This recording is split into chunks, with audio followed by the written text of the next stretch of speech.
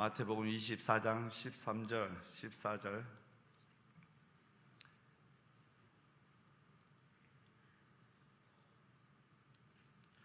찾았으면 아멘 하시겠습니다.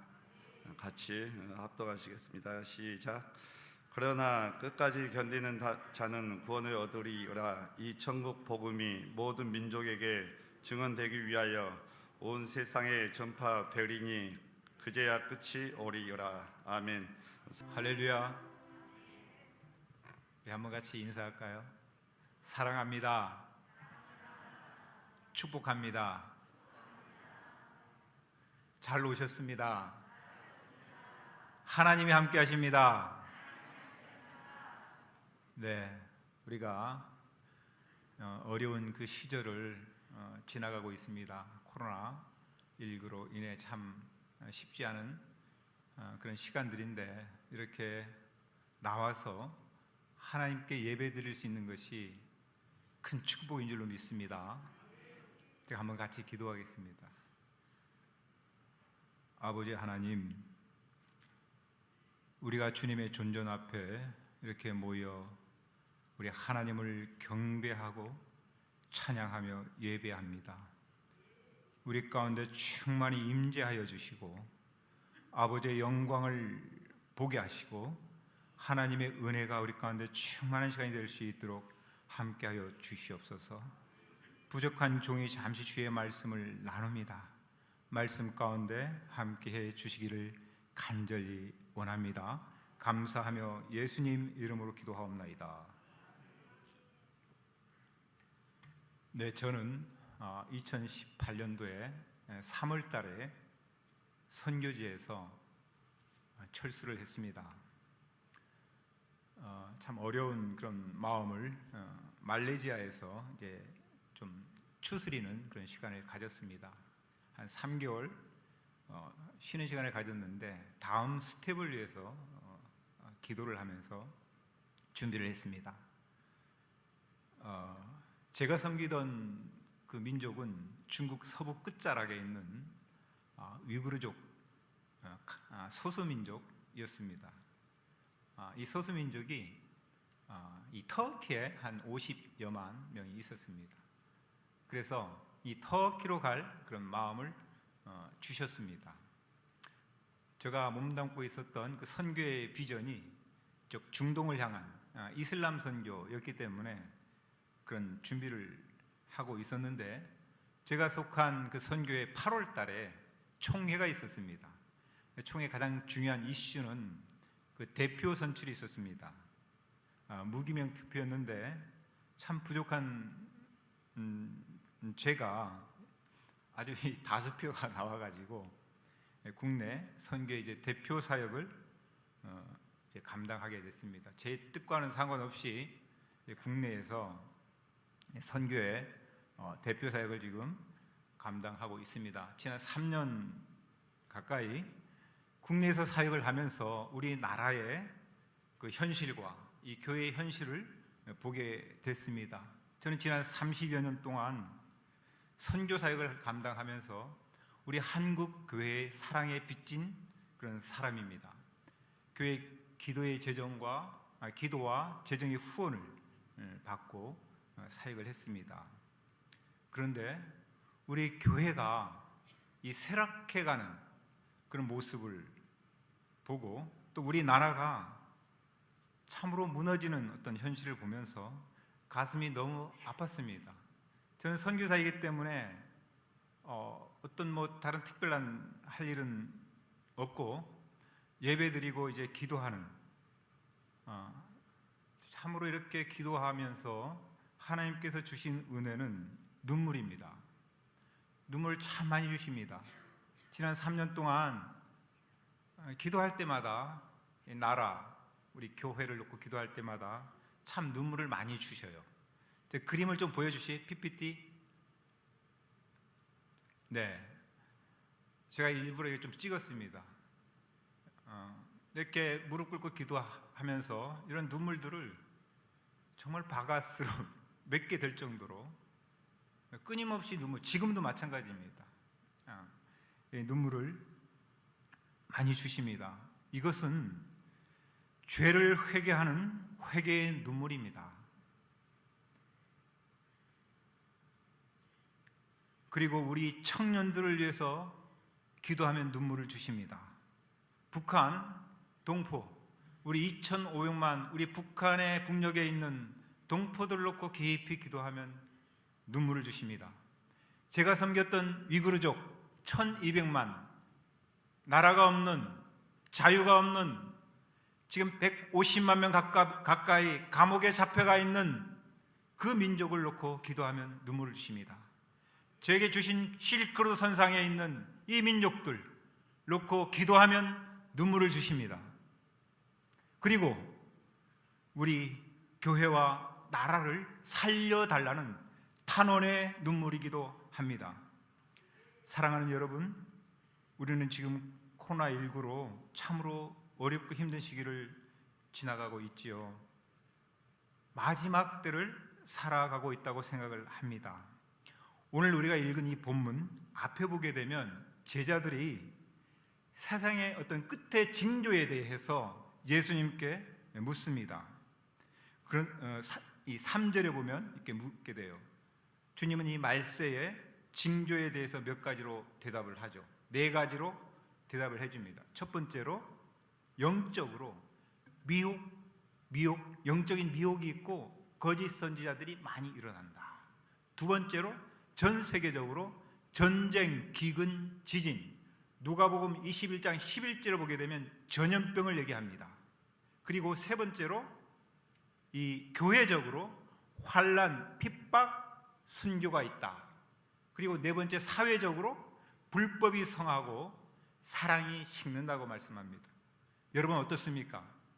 이 말세의 징조를 오늘 우리가 목도하고 있고 체험하고 있는 현실이죠. 그러면서 우리 주님께서는 2가지에 힘쓸 것을 말씀합니다. 오늘 제가 나누기를 원하는 말씀은 이 2가지 말씀입니다. 첫 번째로 신앙의 순결을 지켜내야 한다. 따라서 합니다. 신앙의 순결. 이 13절에 보게 되면 그러나 끝까지 견디는 자는 구원을 얻으리라 말씀하죠. 중국어 성경으로 제가 중국어를 한번 해볼게요. 唯有忍耐到底的必如得救. 견딘다는 말은 인내, 忍耐라는 말입니다. 이 말은 또한 믿음을 지켜낸다는 말과 상통이 되죠. 그러므로 끝까지 인내하여 믿음을 지켜내는 자가 구원을 얻는다는 말씀입니다. 여러분 계시록 14장 12절에 이 말씀 같이 한번 읽어볼까요? 자, 14장 12절, 자 시작. 성도들의 인내가 여기 있나니 그들은 하나님의 계명과 예수에 대한 믿음을 지키는 자니라. 성도의 인내가 무엇인가요? 하나님의 계명, 말씀과 예수에 대한 믿음을 지키는 것이다. 즉 이것이 신앙의 순결, 영적 순결을 지켜내는 것입니다. 그리고 계시록 13장 10절에 보게 되면 이렇게 말씀해요. 사로잡힐 자는 사로잡혀 갈 것이요 칼에 죽을 자는 마땅히 칼에 죽을 것이니 성도들의 인내와 믿음이 여기 있느니라. 무슨 말씀입니까? 이 믿음의 순결을 지키기 위해서는 순교가 있다는 말씀입니다. 여러분 순교가 두렵습니까? 순교는 영광스러운 자리입니다. 할렐루야. 우리는 천국을 믿고 부활을 믿습니다. 죽음이 두려운 존재가 아니에요. 순교는 영광스러운 자리입니다. 결혼할 때 신부가 하얀 드레스를 입지요. 이건 순교를 상징합니다. 우리가 예수 믿는 하나님의 백성들은 앞으로 이 천국 혼인잔치에 참여할 것입니다. 그때 우리가 입는 옷이 무엇인가요? 성경은 말합니다. 깨끗한 세마포 옷을 입는다. 계시록 19장 8절에 보면 이렇게 말씀합니다. 그에게 빛나고 깨끗한 세마포 옷을 입도록 허락하셨으니 이 세마포 옷은 성도들의 옳은 행실이로다. 세마포 옷이 무엇이라고 말을 합니까? 성도들의 옳은 행실. 근데 여러분, 이 성도들의 옳은 행실이 어디에서 나옵니까? 진리, 말씀에 근거하여 순종하는 삶을 통해서 나옵니다. 어떤 환난과 핍박이 올지라도 말씀을 지켜내고 예수에 대한 믿음을 지켜내는 삶입니다. 이것이 영적인 순결을 지켜내는 것을 의미하는 것이죠. 이것이 천국 혼인잔치에 들어가는 열쇠가 된다는 말씀입니다. 오늘 우리가 사는 시대는 아주 빠르게 변하고 있고 가치관이 혼란스러운 시대인 것 같습니다. 우리가 이 시대의 정신, 이 시대를 붙들고 있는 그런 정신을 읽어내야 하고 하나님을 거역하는 사상과 철학들을 분별해야 할 줄로 믿습니다. 그래야 영적 싸움에서 승리할 줄로 믿습니다. 에베소 6장 12절에 보면 우리 함께 읽어볼까요? 이 말씀도. 자, 밑에. 자, 시작. 우리의 씨름은 혈과 육을 상대하는 것이 아니요 통치자들과 권세들과 어둠의 세상 주관자들과 하늘에 있는 악의 영들을 상대함이라. 이 시대를 관통하며 붙잡고 있는 하나님을 거역하는 시대 정신, 철학, 사상들이 있습니다. 이런 악한 세력과 영적 싸움에서 우리가 승리해야 될 줄로 믿습니다. 제가 사실 이 기도하면서 이런 사상과 철학들을 좀 정리해 보았습니다. 한번 나누어 보기를 원하는데, 첫 번째는 포스트 모더니즘. 이것은 성경의 절대 진리를 해체하고 진리를 상대화합니다. 그래서 이기주의, 탐욕, 쾌락을 추구합니다. 사사기 시대처럼 자기 소견에 옳은 대로 행합니다. 우리 요즘 젊은 세대들 어떻습니까? 말을 잘 듣습니까? 안 듣잖아요. 내 멋대로 좀 하게 놔두세요. 내 멋대로, 내가 하고 싶은 대로 살게 좀 놔두세요. 진리, 성경의 진리를 거부합니다. 자기의 쾌락, 하고 싶은 대로.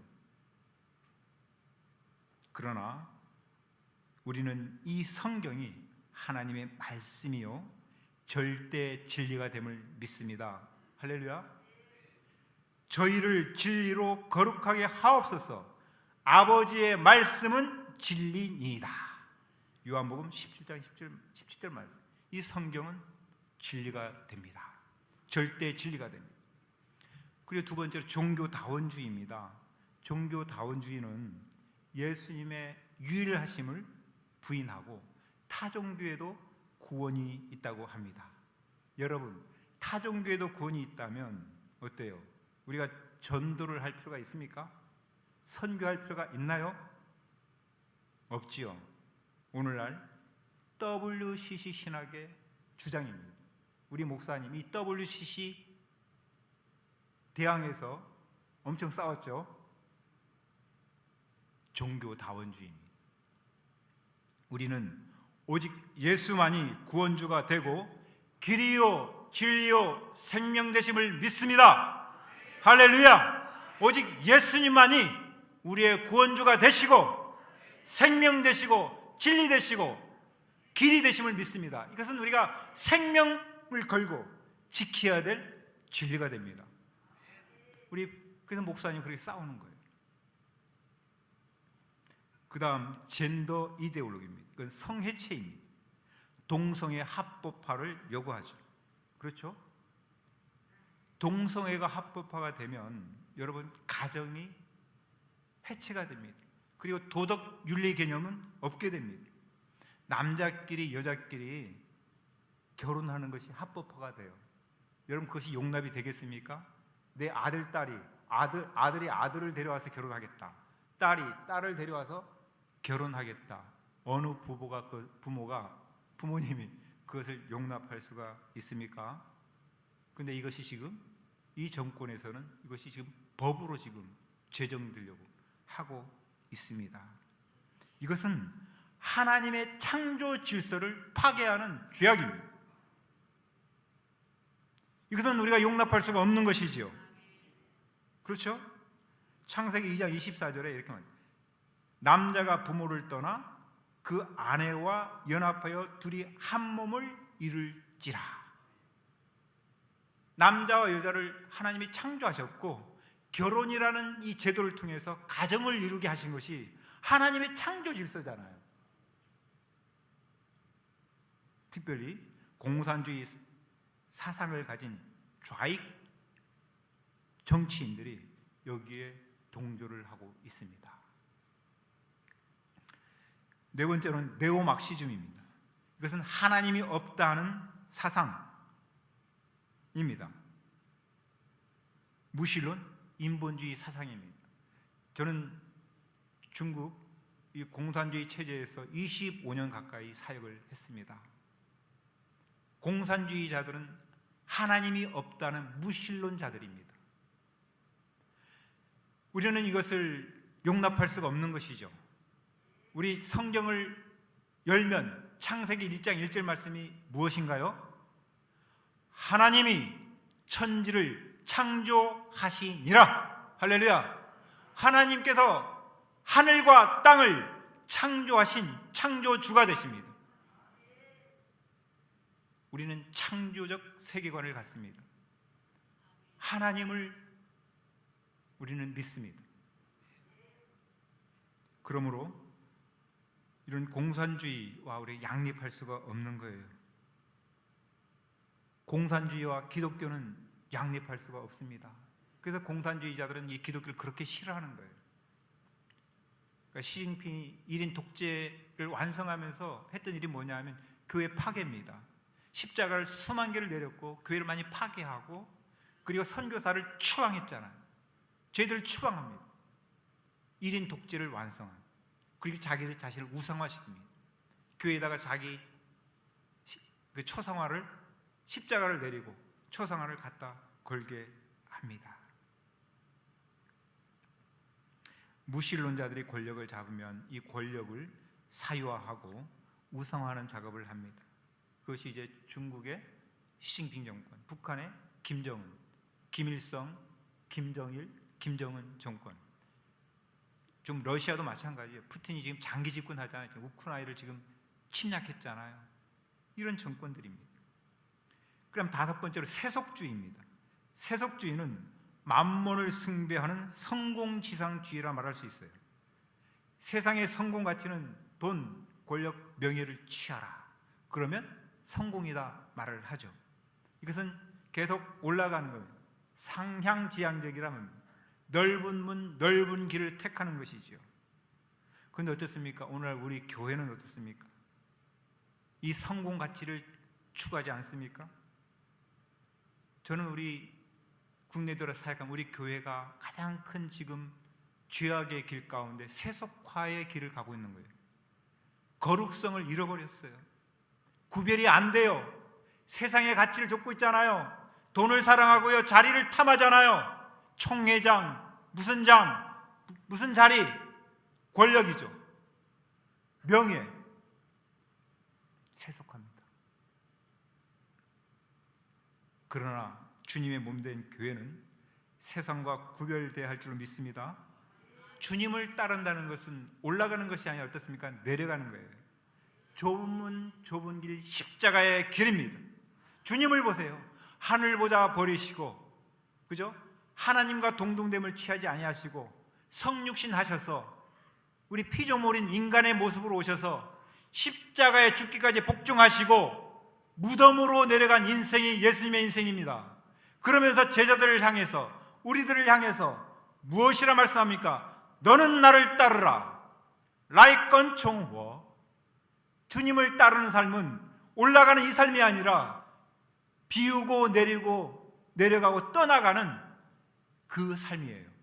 제자도의 핵심은 그래서 겸손히 섬기는 종이 되어야 합니다.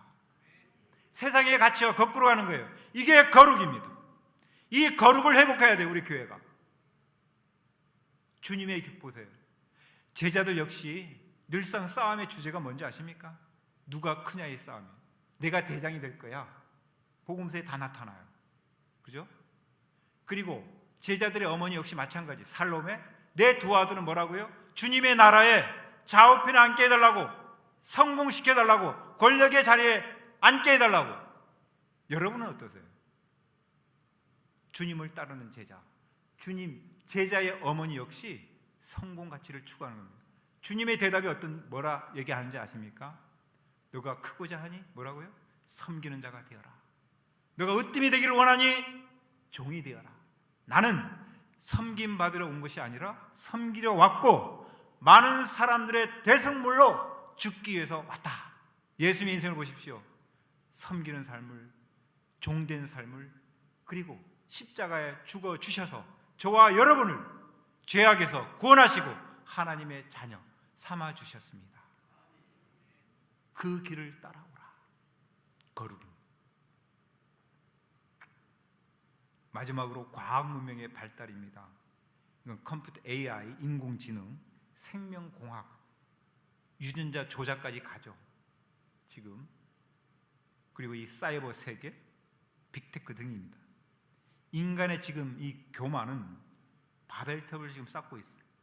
하나님의 영역을 지금 침범하고 있습니다. 유전자 조작은 하나님의 영역이에요. 지금 거기까지 다 와 있습니다. 하나님의 진노를 유발하죠. 계시록에 보게 되면 이 짐승의 표를 받아야만 상거래를 하는 세상이 도래할 것을 말씀합니다.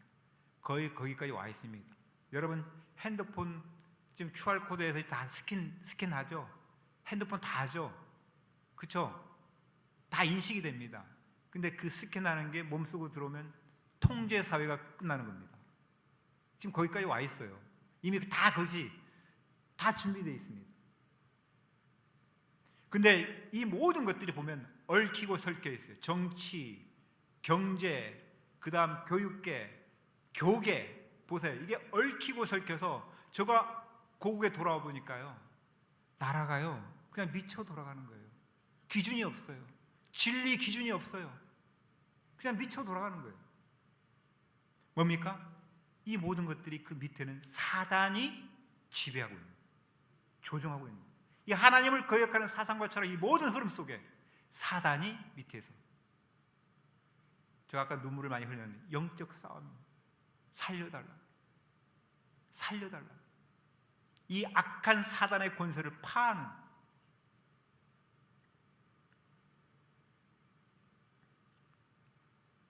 저는 2018년도에 철수를 했습니다. 제가 섬겼던 그 민족 위구르족은 완전히 통제, 이 지구촌 가운데 지구촌 가장 이 통제가 잘 되는 완벽한 그 사회예요. CCTV 그리고 이 안면 인식, 그래서 한 사람이 어디 가면요 다 잡아냅니다. 저희 선교사 들어가면 그냥 잡아내요. 완벽하게 통제가 거의 된 사회입니다. 수천만 개의 CCTV, QR코드, 핸드폰에 대해서 감시 통제가 이루어지고 있습니다. 그리고 아까도 얘기했지만 한 150만 명 잡아서 감옥에 쳐넣어가지고 정신개조, 사상개조를 하고 있습니다. 제가 섬기던 이 친구들 언론, 사상, 표현, 종교의 자유가 없어요. 말도 제대로 못합니다. 말 한번 잘못하면 그 말 때문에 감옥에 잡혀갑니다. 외국인 만나는 것 때문에 감옥에 잡혀가요. 말도 못하고요. 저는 사실 중국에서 이제 사역을 하면서 이 자유의 소중함이 얼마나 소중한지, 자유의 가치입니다. 우리가 이제 코로나 이 시기를 겪으면서 어떤 것을 경험하고 있습니까? 통제 사회를 지금 경험하고 있습니다. QR코드, 저는 이미 6, 7년 전에 중국에서 QR코드를 통해 저를 감시한 그 시스템이에요. QR코드는 중국에서 들어온 시스템입니다. 여러분 QR코드 그냥 스캔하면요, 사실 여러분의 모든 개인 정보는 다 파악이 됩니다. 저는 그래서 QR코드를 한국에 와서 쓰지 않습니다. 아직 쓰지 않습니다. 우리는 분별하여 아뢰합니다. 사단이 이 세상을 어떻게 조종하고 움직이고 있는지, 타락한 인간을 어떻게 유혹해서 그 아래 두고 있는지를 분별해서 알아야 합니다. 고린도후서 10장 4, 5절에 이렇게 말씀합니다. 우리의 싸우는 병기는 육체에 속한 것이 아니요 오직 하나님 앞에서 견고한 진을 파는 강력이라. 모든 이론을 파하며 하나님 아는 것을 대적하여 높아진 것을 파하고 모든 생각을 사로잡아 그리스도에게 복종케 하니. 할렐루야, 할렐루야. 하나님의 말씀, 이 성령의 검, 하나님의 강력으로 견고한진을 파하고 하나님을 대적하여 높아진 것을, 모든 이론과 사상을 우리가 파하기를 소망합니다. 그리고 이제 모든 생각들, 그것이 사상과 철학들을 이 우리 그리스도에게 복종케 하기를 우리가 바랍니다.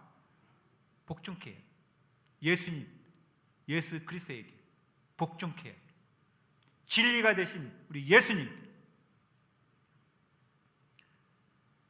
사랑하는 여러분, 우리 지구상 가운데 마지막 남은 분단 국가가 우리나라입니다. 평화적 복음 통일은 우리 민족의 소원인 줄로 믿습니다. 아멘.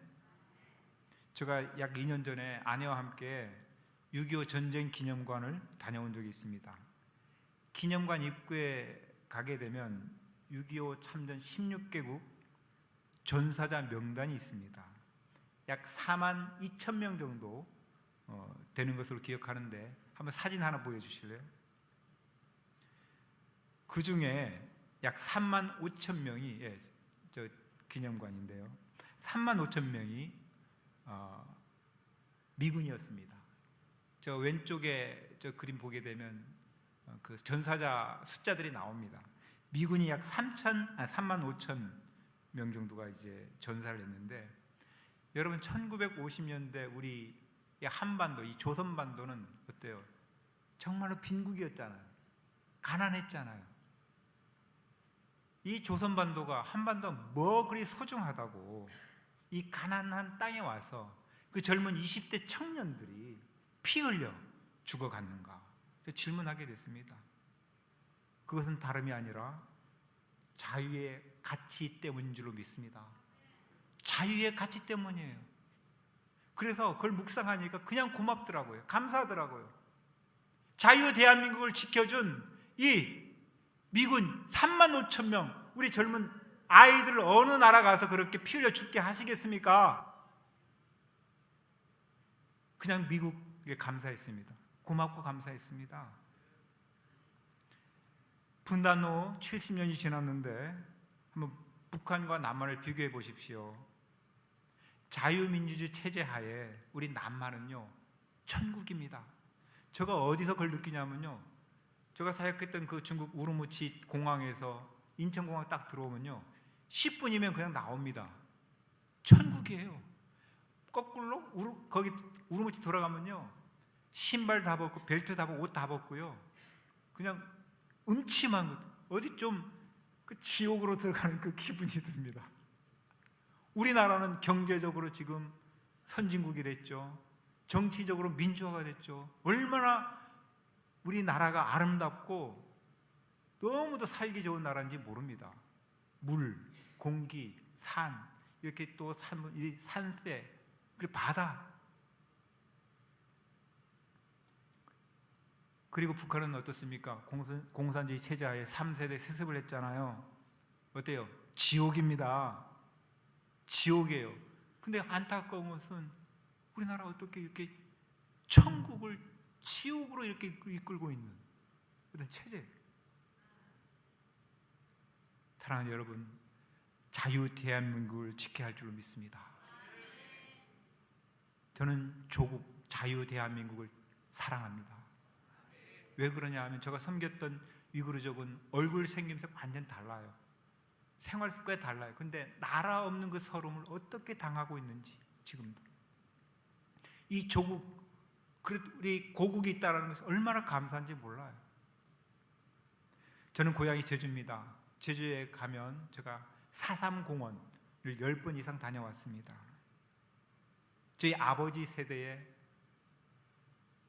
아픈 현대사입니다. 저희 아버지 형님도 당시 학살됐고요. 저희 어머니, 언니 가족도 당시 학살됐습니다. 당시 인구가 22만 명 정도 됐는데 3만 명 이상이 학살이 됐습니다. 원한이 맺혀 있습니다. 제주 땅이. 4.3 공원에 가면 비석이 세워지지 않았어요. 아직도 그것이 해결이 안 됐기 때문에. 근데 있잖아요, 쭉 그 공원 그 역사를 쭉 그 역사관을 쭉 돌아서 결론이 어떻게 나는지 아세요? 자유 대한민국 건국이 부정이 됩니다. 그리고 이승만 대통령은 독재자 그리고 통일을 막은 그런 분열주의자로 인식이 됩니다. 그리고 미군은 학살자, 그래서 철수해야 된다. 이것이 결론입니다. 저는 사실 상해에서 상해에서 한 10년, 또 우르무치 한 22년 사역했는데, 상해에서 사역하면서 제가 상해 사범대 역사학을 공부했습니다. 석사 과정을. 중국 근현대사를 공부하면서 중국의 이 공산화 과정을 쭉 제가 좀 압니다. 그래서 사실 우리 한국 현대사도 쭉 읽으면서 얼마나 저 가슴 아팠는지 모릅니다. 이게 쭉 분석을 해보니까 사관이 중요한데 역사를 보는 관입니다. 4.3 사건 저 역사는 자익사관이 들어갔습니다. 좌편향되어 있습니다. 김대중 노무현 정권 때 세워졌습니다. 그렇기 때문에 건국이 부정되고 이승만은 독재자로 이렇게 폄하되고 미군은 철수할 대상으로 좌익들이 주장하는 그대로 아이들이 그 교육을 계속 받는 거죠. 사랑하는 여러분, 우리 자유대한민국이 소중한 줄로 믿습니다. 제가 사실 이 정리된 것은 그런 거예요. 나라가 있어야 교회가 있고 교회가 있어야 선교가 있다. 이 나라는 자유대한민국입니다. 사랑하는 여러분, 복음 기쁜 소식이 무엇입니까? 우리를 죄와 죽음으로부터 자유케 된다는 소식이죠. 사단의 권세로부터 해방, 자유를 얻는 소식이 복음입니다. 우리 주님께서 공생의 사역을 시작하면서 외친 선포를 들어보십시오. 누가복음 4장 18절 19절 말씀, 이 말씀 한번 같이 읽어볼까요? 자, 시작. 주의 성령이 내게 임하셨으니 이는 가난한 자에게 복음을 전하게 하려고 내게 기름을 부으시고 나를 보내사 포로된 자에게 자유를, 눈먼 자에게 다시 보게 함을 전파하며 눌린 자를 자유롭게 하고 주의 은혜의 해를 전파하게 하려 하심이라. 할렐루야. 주님의 사역을 보게 되면 자유를 선포하는 사역이 주사역입니다. 자유를 선포하는 거예요. 은혜의 해는 희년인데 희년은 자유를 공포하는 해입니다. 그러므로 자유는 생명을 걸고 지켜야 될 가치가 있는 거예요. 요한복음 8장 31절 32절 말씀, 자, 이 말씀입니다. 시작. 너희가 내 말에 거하면 참으로 내 제자가 되고 진리를 알지니 진리가 너희를 자유롭게 하리라.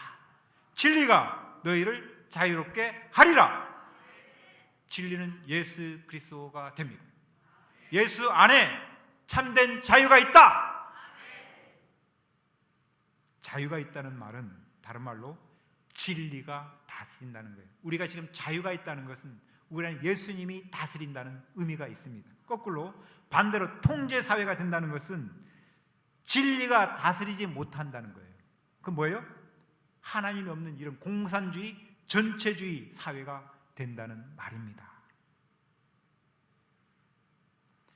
자, 오늘 말씀 다시 돌아와서 끝까지 견디는 자는 구원을 얻으리라 말씀하죠. 말세의 지말에 우리가 인내하는 믿음, 진리를 붙드는 삶을 살아내야 할 줄 믿습니다. 자유를 지켜내야 한다는 거예요. 신앙의 순결을 지켜내야 한다는 거예요. 목에 칼이 들어올지라도 주님을 부인하지 아니하고 진리편에 서고 순결을 각오하고 신앙의 순결을 지켜라. 왜 그러냐 하면 우리는 천국 혼인잔치에 참여할 거예요. 우리는 순결한 신부가 되어야 하여 신랑 되신 예수님을 맞이해야 하지 않겠습니까? 그렇다면 신앙의 순결을 우리가 지켜야 할 줄로 믿습니다. 두 번째로 나누기를 원하는 것은 땅끝 선교를 감당해야 한다. 따라서 합니다. 땅끝 선교, 땅끝 선교. 자, 우리 24장 마태복음 14절 말 다시 한번 읽어볼까요? 자, 시작. 이 천국 복음이 모든 민족에게 증언되기 위하여 온 세상에 전파되리니 그제야 끝이 오리라.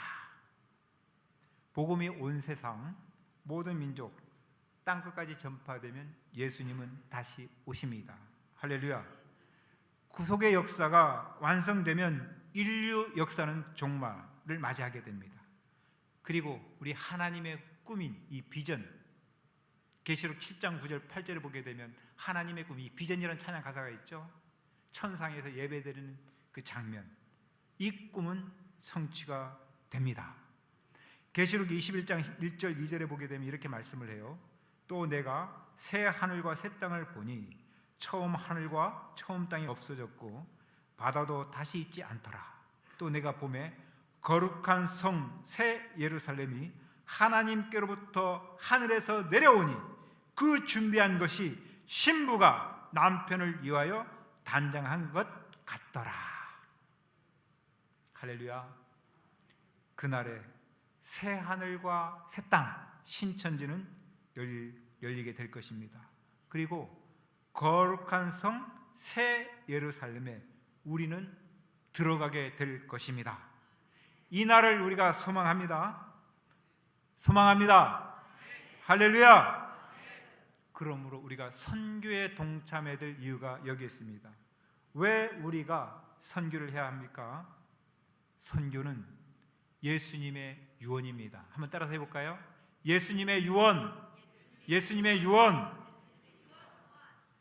주님께서 부활 승천하면서 유언처럼 이 복음서 맨 마지막에 보게 되면 유언처럼 남긴 그 한마디가 선교하라는 명령입니다. 선교하라는 명령이에요. 그리고 이 선교하라는 명령을 살펴보게 되면 그 방향성은 모든 민족, 온 세상, 만민, 땅끝을 향하는 것을 보게 됩니다. 마태복음 28장 19절 20절 말 여러분 잘 아는 말씀이죠. 그러므로 너희는 가서 모든 족속으로 제자를 삼아 아버지 아들과 성령의 이름으로 세례를 베풀고 내가 네게 분부한 모든 것을 가르쳐 지키게 하라.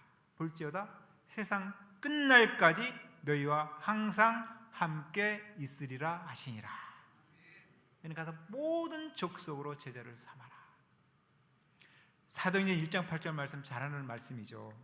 한번 읽어볼까요? 이 말씀. 자, 저기 시작. 오직 성령이 너희에게 임하시면 너희가 권능을 받고 예루살렘과 온 유다와 사마리아 땅끝까지 이르러 내 증인이 되리라 하시니라. 땅끝까지 이르러 내 증인이 되리라 하시니라. 여러분 주님을 사랑하세요? 주님을 사랑하세요? 그러면 유언처럼 남긴 이 한마디의 선교하는 명령에 순종할래요? 안 할래요? 다 대답이 없어요. 순종할래요? 안 할래요? 순종해야 되겠죠. 주님을 사랑한다면. 그러므로 선교는 선택사항이 아니에요. 주님을 사랑하면 마땅히 이 동참해야 될 당위성이 있다는 거예요. 내가 가지 못하면 보내는 선교, 기도로 동참하고 또는 재정으로 동참하는 그런 선교에 동참하는 여러분 되시길 바랍니다. 그리고 땅끝을 향합니다. 왜요? 왜요? 그래야 주님이 다시 오시기 때문에 땅끝 선교를 해야 될 이유가 여기에 있는 거죠. 우리 선교사의 모델인 이 사도 바울을 한번 살펴보기를 원하는데요. 바울 사도는 다메섹 도상에서 예수님을 만났죠. 그래서 예수님을 핍박하고 교회를 핍박하고 예수를 믿는 사람들을 감옥에 집어넣는 일을 앞장서서 하던 그가 예수님 만난 이후에 180도 뒤바뀌어서 그가 그렇게 핍박하던 예수 그리스도를 증거하는 전도자가 되고 선교사가 됩니다. 특별히 이방인 개척 선교사가 됩니다. 그리고 온전히 주님의 유언에 순종하는 것을 보게 됩니다. 여러분, 바울의 고백을 한번 들어보십시오. 내가 달려갈 길과 주 예수께 받은 사명 곧 하나님의 은혜의 복음을 증거하는 일을 마치려 하면은 나의 생명조차도 조금도 귀한 것으로 여기지 아니하노라. 할렐루야. 이게 복음의 가치, 능력입니다. 복음을 증언하는 일을 마치려 하면은 마치는 방향, 땅끝을 향하는 거예요. 마치는 방향. 사도행전 맨 마지막 장 28장 30절 31절에 보면 이렇게 기록하고 있습니다. 바울은 온 이틀을 자기 셋집에 머물면서 자기에게 오는 사람을 다 영접하고 하나님 나라를 전파하며 주 예수 그리스도에 관한 것을 담대하게 거침없이 가르치더라. 담대하게 거침없이 가르치더라. 이렇게 사도행전은 끝이 납니다. 바울은 로마의 죄수인 상태로 잡혀가죠. 그리고 가택 연금된 상태에서 셋집에서 하나님 나라의 복음을 전파하는 것으로 마무리가 되는데, 그런데 마침표로 끝나는 것이 아니라 부사어인 담대하게 거침없이라는 부사어로 끝납니다. 열려 있어요. 무슨 의미입니까?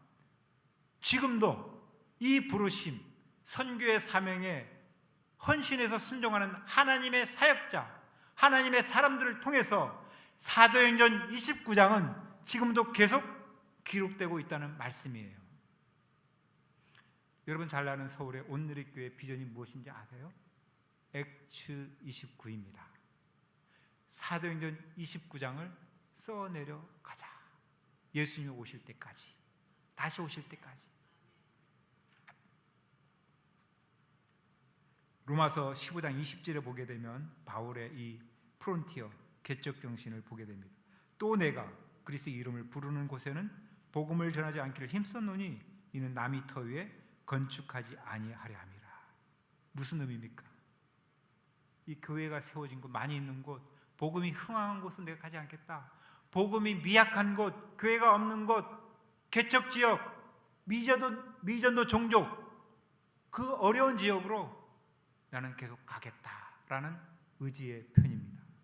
예수님의 마지막 소원, 그 소원에 온전히 순종한 것을 보게 됩니다.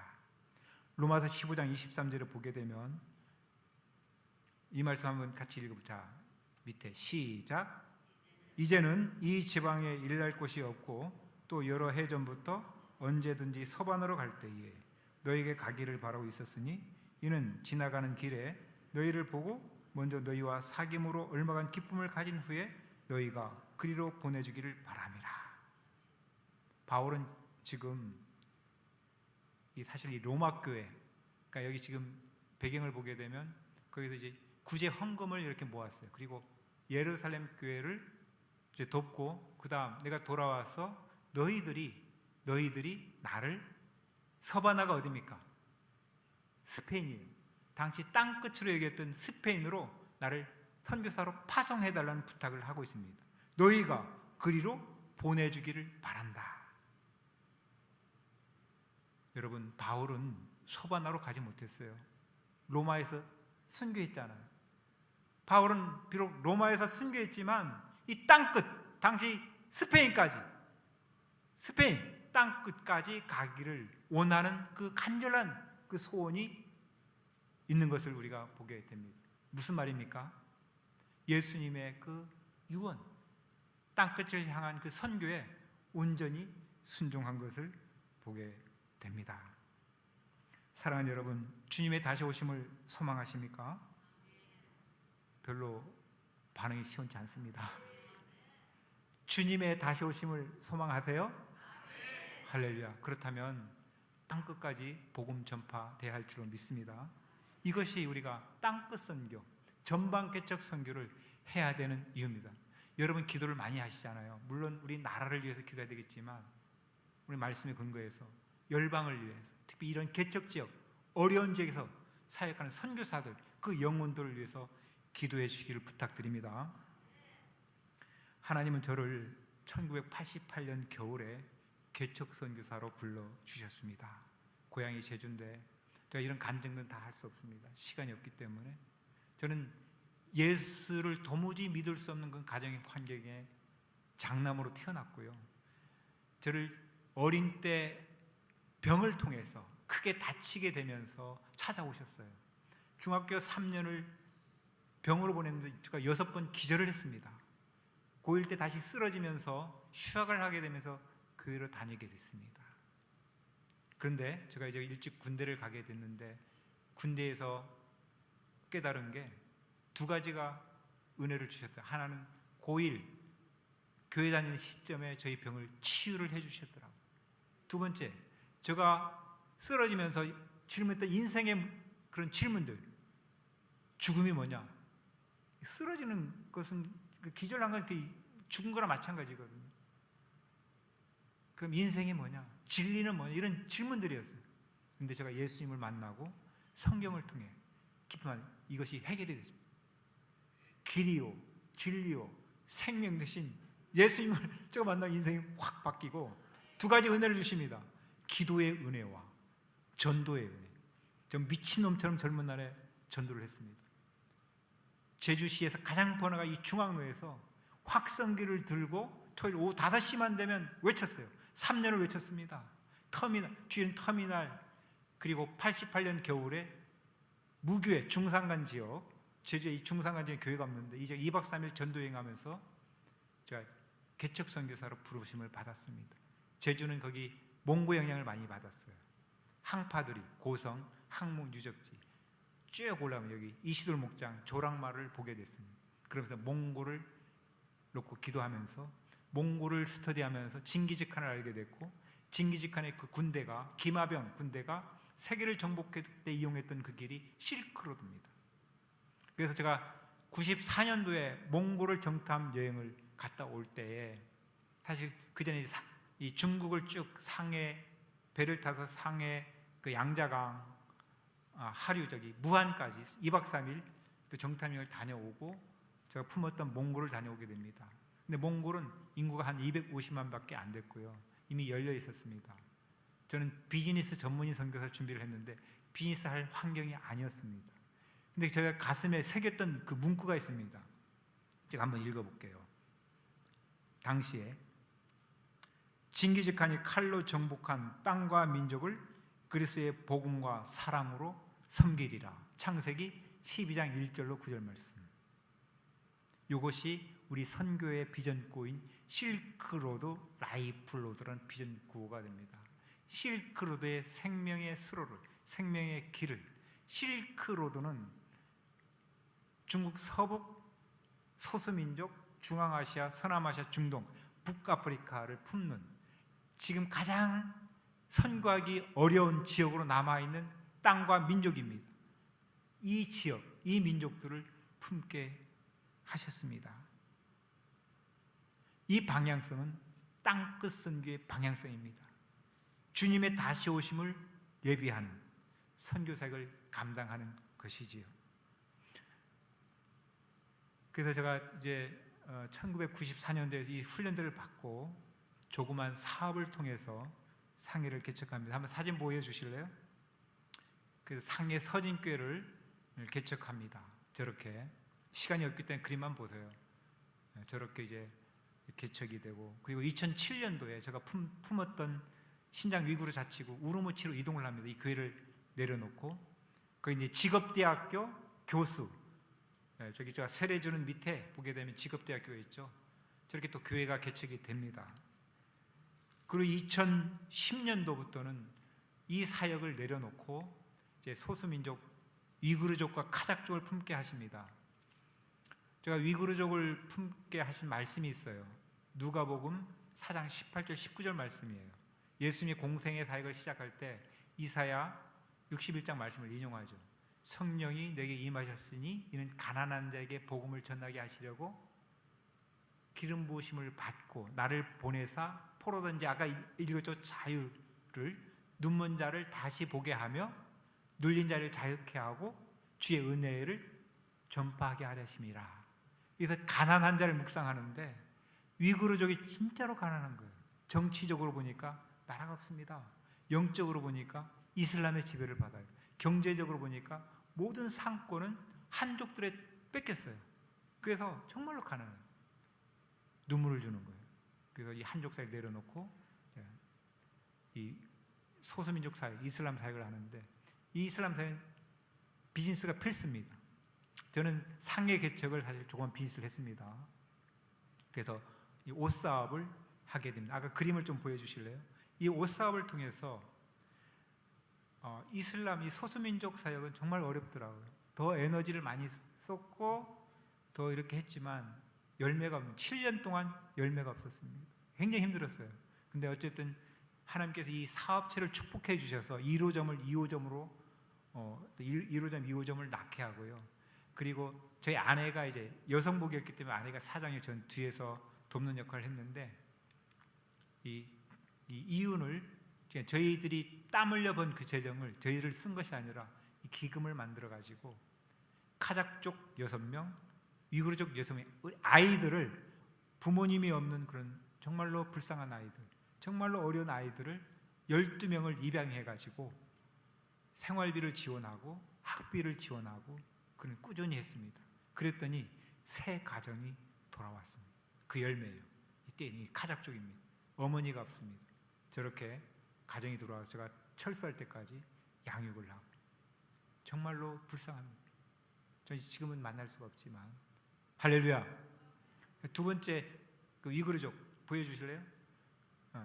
그다음 여기도 이제 이 가정도 돌아옵니다. 위구르족입니다. 시간이 없기 때문에 다 이런 분들 놓고 기도 부탁드립니다. 또 이 가정도 돌아오게 됩니다. 사랑하는 여러분, 하나님의 사랑, 십자가의 복음은 무슬림도 녹이는 능력이 됩니다. 돌아와요. 복음은 지금도 이 땅과 저 땅에 구원을 주시는 하나님의 능력이 됩니다. 십자가 사랑은 지금도 여전히 우리에게 능력이 됩니다. 그리고 저는 이렇게 비즈니스를 통해서 저는 합동측 목사이기도 합니다. 합동. 저는 목사 선교사예요. 또한 필대는 사업가이기도 합니다.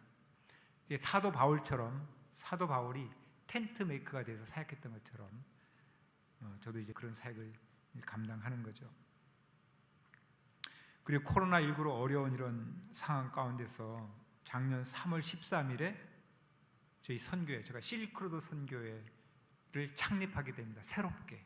전혀 그런 뜻이 없었는데 하나님께서 누가복음 5장 37절로 39절의 말씀을 통해서 새 포도주를 담을 새 부대를 준비해라.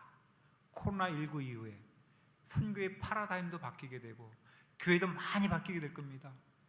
그래서 순종을 했습니다. 그래서 창립이 되었고, 돌아보니까 또 5개 지역에, 우리 이런 도시에 3개월 만에 또 지부도 설립하게 해주셨고요. 코로나 상황 가운데 작년 또 하반기에 선교사 훈련도 이제 진행하게 하셨습니다. 하나님이 함께 하시고 인도하심에 감사를 드립니다.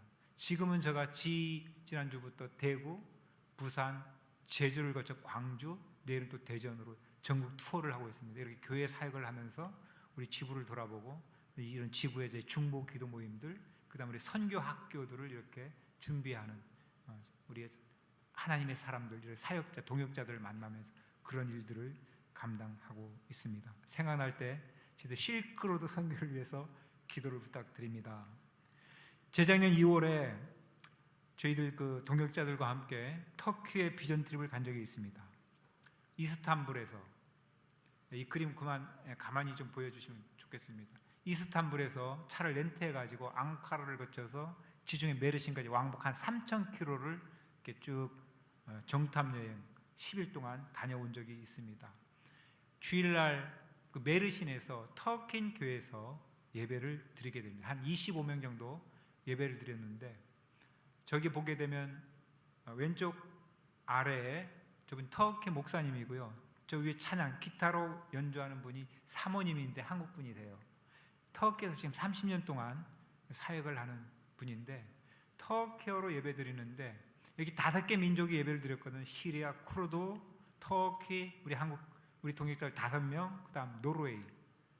하염없이 눈물을 계속 주는 거예요. 계속 터키어로 예배드리기 때문에 뭐 찬양도 그렇고 잘 들리지 않지만 영의 찬양. 근데 어떤 말씀이 묵상이 됐냐면 계시록 7장 9절 10절 말씀, 천상 예배의 장면입니다.